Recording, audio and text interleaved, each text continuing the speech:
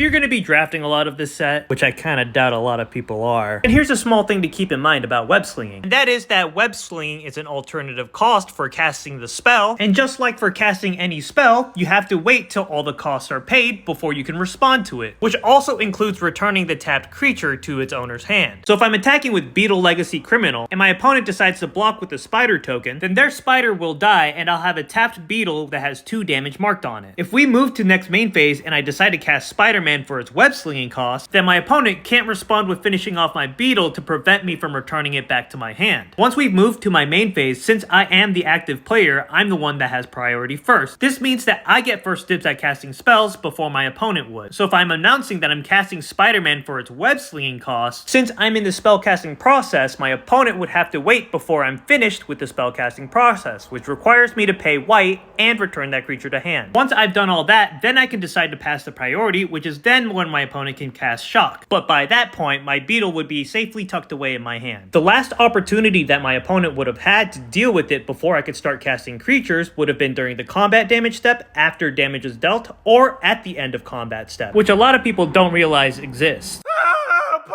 As soon as we pass all that and we go to my main phase, I'm the first one with priority, which gives me first dibs to cast my creature, which then by that point, it's too late for them to respond.